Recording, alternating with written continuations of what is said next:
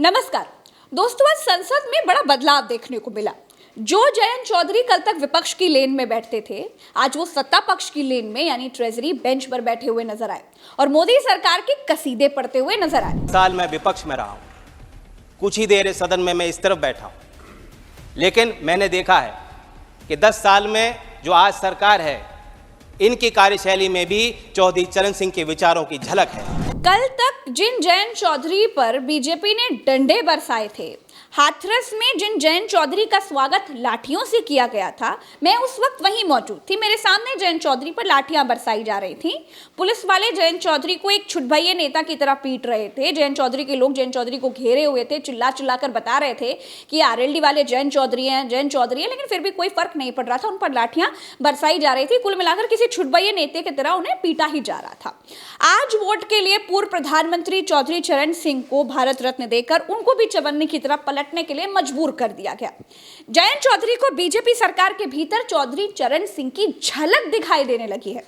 जिस भारतीय जनता पार्टी को किसान आंदोलन में सैकड़ों किसानों की मौत के बाद भी कोई फर्क नहीं पड़ा था, सरकार मरने वालों किसानों की गिनती तक नहीं कर पाई थी, उस बीजेपी सरकार में जयंत चौधरी को बीजेपी सरकार के भीतर चौधरी चरण सिंह की झलक दिखाई देने लगी है। जिस बीजेपी ने किसानों पर बिना किसानों की मर्जी के 3 काले कानून ला दिए, उस भारतीय जनता पार्टी सरकार में जयंत चौधरी को चौधरी चरण सिंह के विचारों की झलक दिखाई देने लगी है। जिस भारतीय जनता पार्टी सरकार के राज्य गृह मंत्री टेनी के बेटे ने किसानों को थार जीप से रौंद कर मार दिया, उस भारतीय जनता पार्टी के भीतर किसानों के मसीहा चौधरी चरण सिंह के पोते जयंत चौधरी को चौधरी चरण सिंह की झलक दिखाई देने लगी। राकेश टिकैत से जब पूछा गया कि जयंत का जाना आपको कैसा लगा, क्या आपको भी बीजेपी में चौधरी चरण सिंह के विचारों की झलक दिखाई देती है, तो राकेश टिकैत ने कहा, जिसका जहां फायदा होगा वो वहां जाएगा। जयंत जी इलेक्शन लड़ते हैं, उनको वहां पर जाने में ज्यादा फायदा होगा तो वहां चले गए, अगर इधर ज्यादा फायदा होता तो उधर चले जाते। ये तो पॉलिटिक्स है। वोट, सब वोट की तलाश में है। भारत सरकार की वोट की तलाश में, भाई दूसरे भी, किसको कहां से फायदा होगा वो वहां अपना चला जाएगा। मतलब किसानों का फायदा, विचारधारा की लड़ाई और जयंत की पार्टी का फायदा, ये तीनों अलग अलग चीजें हैं। चौधरी चरण सिंह की फोटो लगाकर किसानों की राजनीति करने वाले राकेश टिकैत के मुताबिक जयंत फायदे के लिए बीजेपी में गए हैं, ना कि अखिलेश या इंडिया ब्लॉक से नाराजगी की वजह से गए हैं।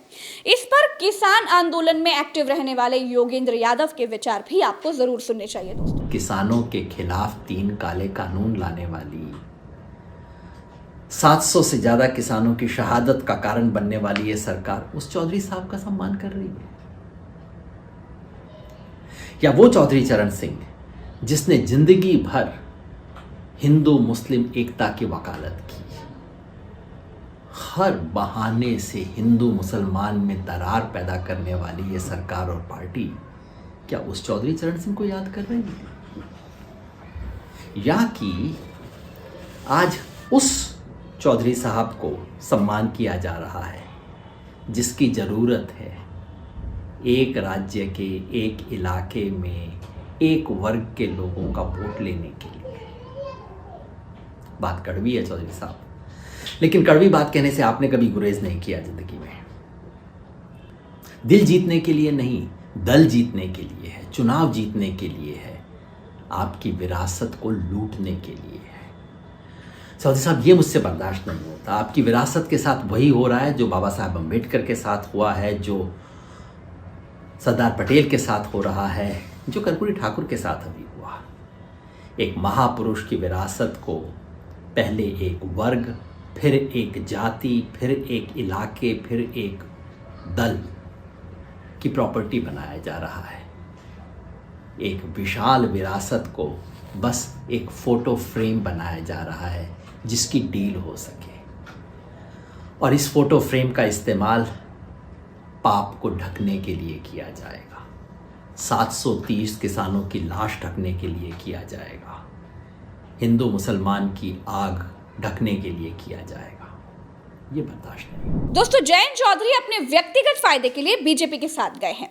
बीजेपी ने उनको लोकसभा सीटें दे दी, भारत रत्न दे दिया, राज्यसभा सीट देने की बात चल रही है।